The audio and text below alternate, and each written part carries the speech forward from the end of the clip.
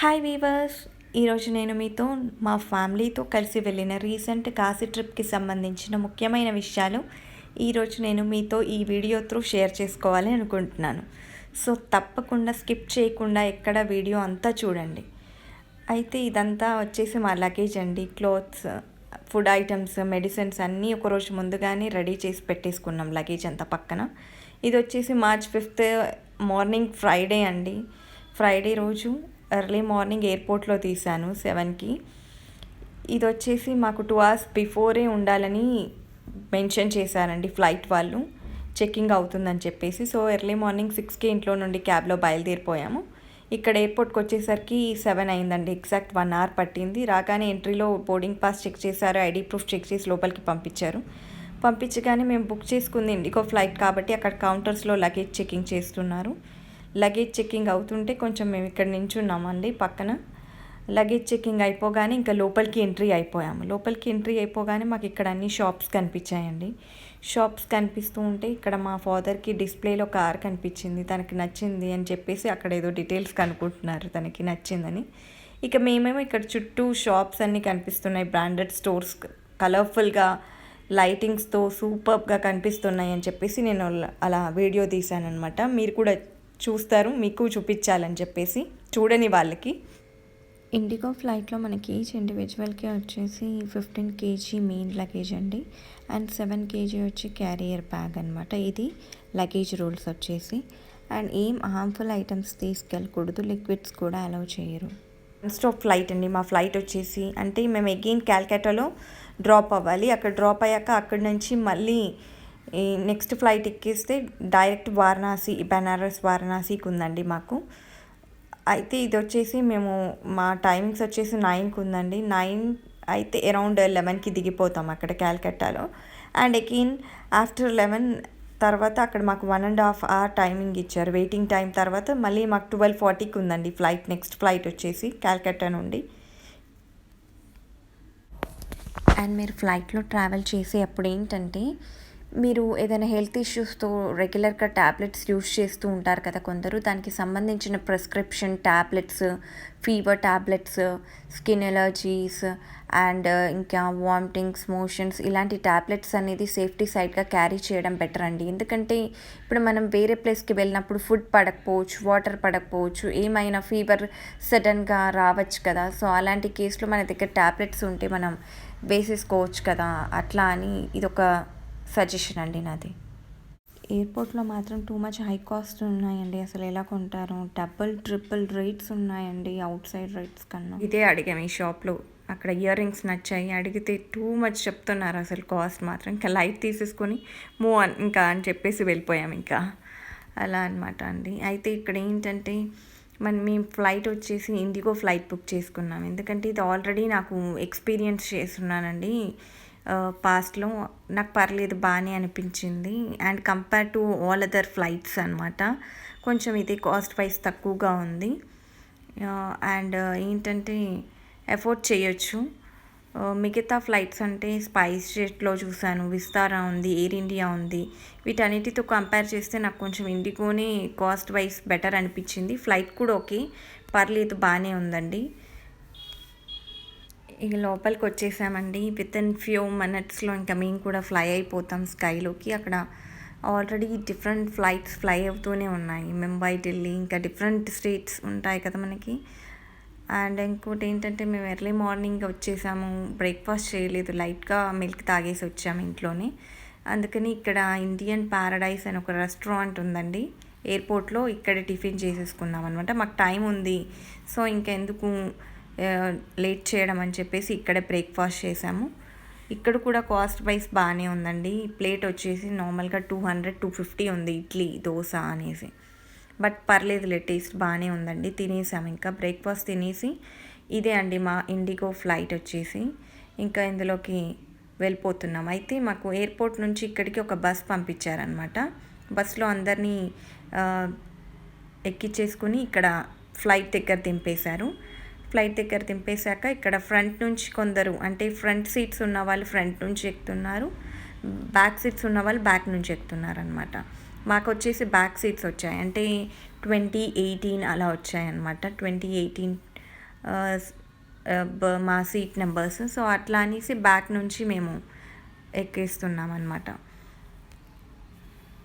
ఫ్లైట్లో ప్రికాషన్స్ కూడా తీసుకుంటున్నారండి, ఎందుకంటే కోవిడ్ కేసెస్ అనేది మళ్ళీ ఎక్కువగా అవుతున్నాయి కాబట్టి వాళ్ళు ఏంటంటే face shield, face mask and dress కూడా ఇస్తున్నారు.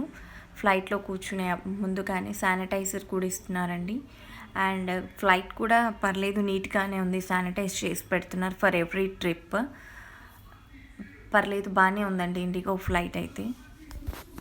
అండ్ ఇక్కడ ఏంటంటే ఫ్లైట్లో ట్రావెల్ చేసే అప్పుడు మాత్రం మీరు కొంచెం కేర్ఫుల్గా ఉండాలండి. ఎందుకంటే అయితే మనం ఫ్లైట్లో వెళ్ళినప్పుడు ఏంటంటే కొంచెం కేర్ఫుల్గా ఉండాలి. ఎందుకంటే మనం ఫ్లైట్లో ఫ్లై చేస్తున్నప్పుడు ఏంటంటే సడన్గా స్కైలోకి వెళ్ళినప్పుడు ఫ్లైట్ అనేది కొంచెం మనకు ఏంటంటే ఇయర్ పెయిన్ వస్తుంటుంది చాలామందికి.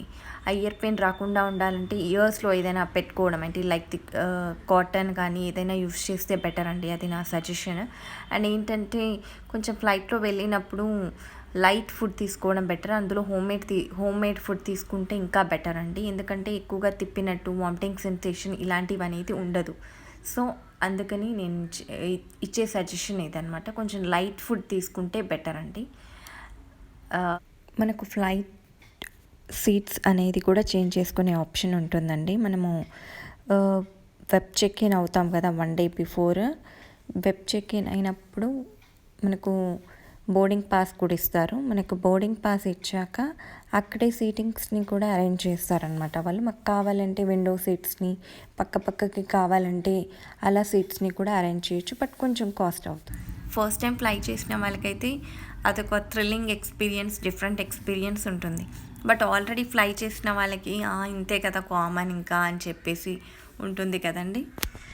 అయితే ఇక్కడ ఏంటంటే మా ఫాదర్కి, మదర్కి, మా సిస్టర్కి వచ్చేసి ఫస్ట్ ఎక్స్పీరియన్స్ అండి. మా అన్నయ్య నేను ఆల్రెడీ పాస్ట్లో ఎక్స్పీరియన్స్ చేస్తున్నాము ఆల్రెడీ. సో అందుకని మాకు అంత ఇది అనిపించలేదు. ఇంకా వాళ్ళకు ఎలా అనిపించిందో మరి నాకైతే తెలీదు. Again I think it's a different experience only for me also. Second time travelling with family కదండి, సో అందుకని ఇది కూడా ఒక డిఫరెంట్ ఎక్స్పీరియన్స్ కూడా.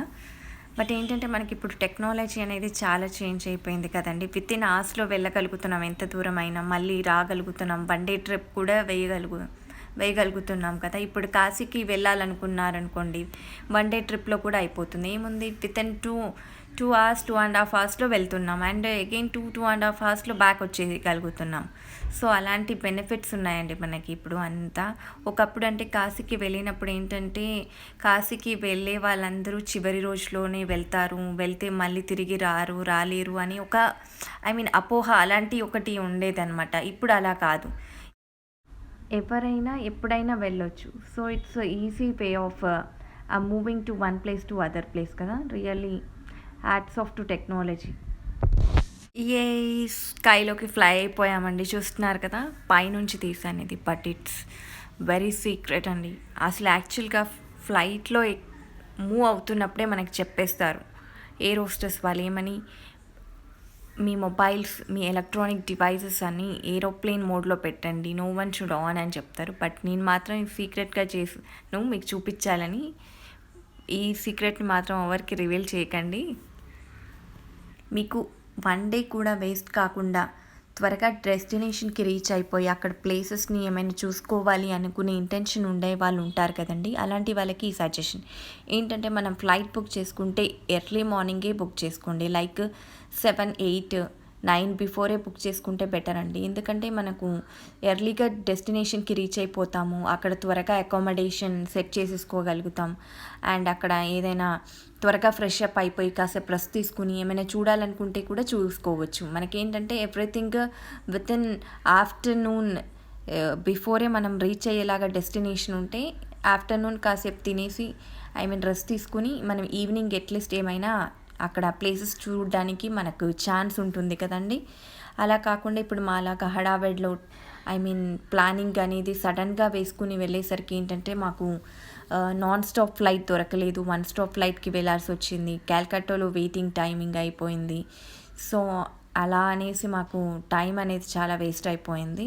సో అందుకని నా సజెషన్ ఇదండి, ఎవరైనా కంప్లీట్ డేని యూటిలైజ్ చేసుకోవాలి, మేము వేస్ట్ చేసుకోవద్దు త్వరగా వెళ్ళిపోవాలి డెస్టినేషన్కి, అక్కడ ఇంకేమైనా చూడాలి అనుకునే వాళ్ళకు ఇదొక సజెషన్ నాది.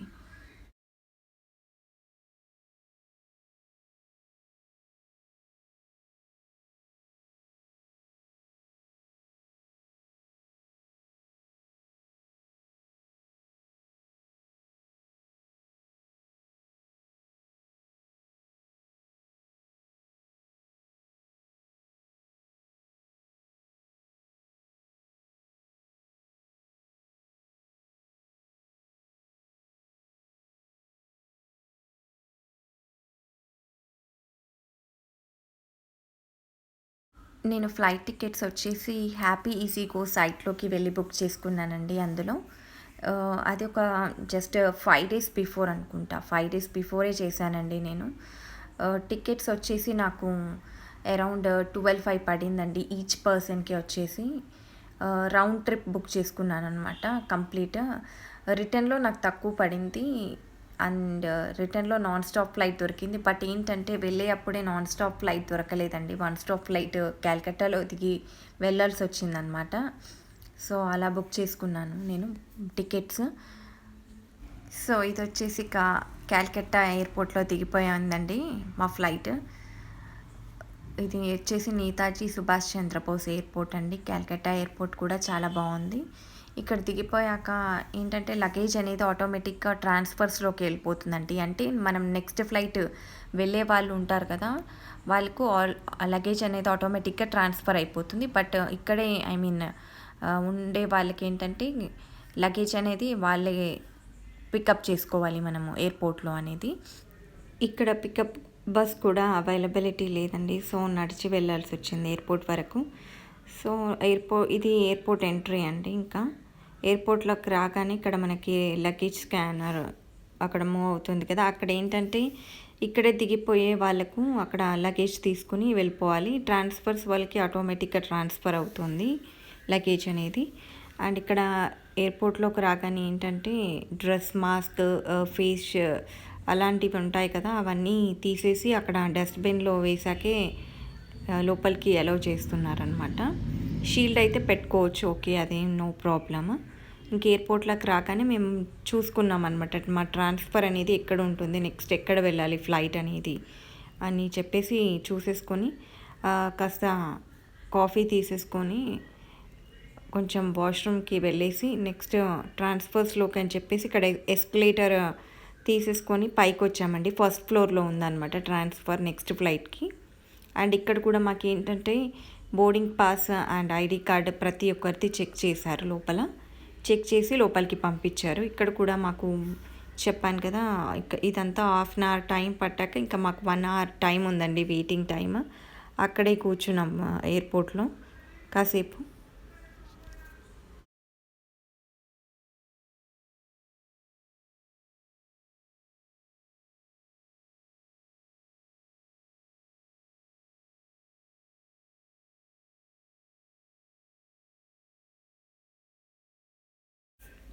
మా ఫ్లైట్ వచ్చేసిందండి. మా ఫ్లైట్లోకి మేము ఎక్కేస్తున్నామన్నమాట. ఇంకా ఇది ఇక్కడ కూడా సేమ్ బ్యాక్ సీట్ వాళ్ళకి బ్యాక్ నుంచి, ఫ్రంట్ సీట్ వాళ్ళకి ఫ్రంట్ నుంచి ఇచ్చారండి స్టెప్స్.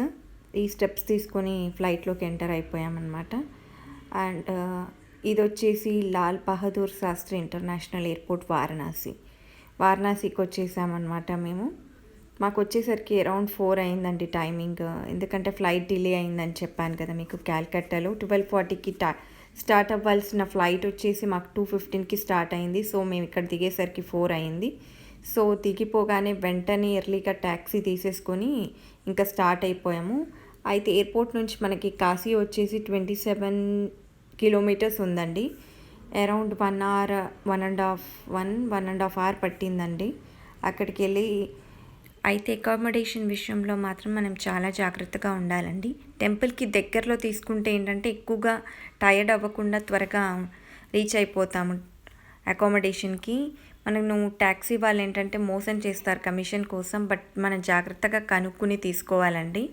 అండ్ ఇక్కడ ఏంటంటే మనకు గంగా హారతి టైం అయిపోతుంది. సో తొందరగా సర్చ్ చేసుకొని మేము హోటల్లో దిగిపోయి ఫ్రెష్ అప్ అయిపోయి గంగా హారతికి వెళ్ళిపోయామన్నమాట. ఆ రోజు ఈవినింగ్ ఇంకా టెంపుల్ దర్శనం కుదరలేదండి, వీలు పడలేదు. Hãy subscribe cho kênh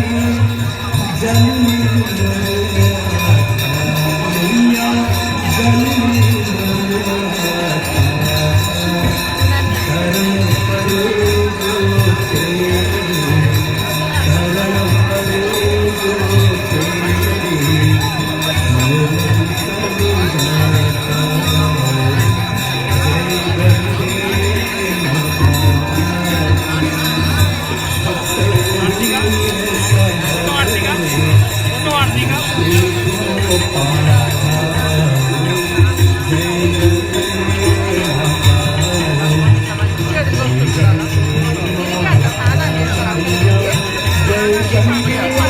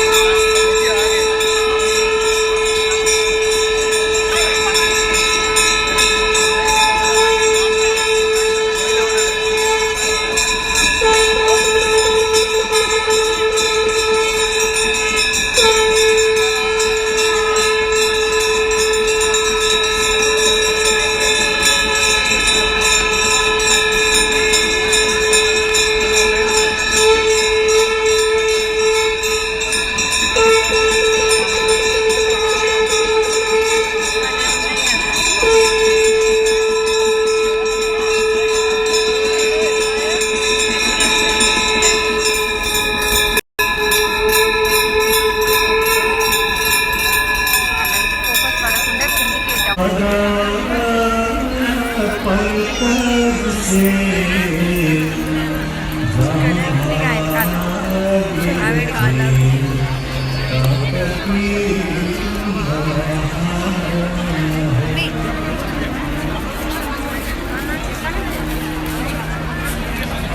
những video hấp dẫn.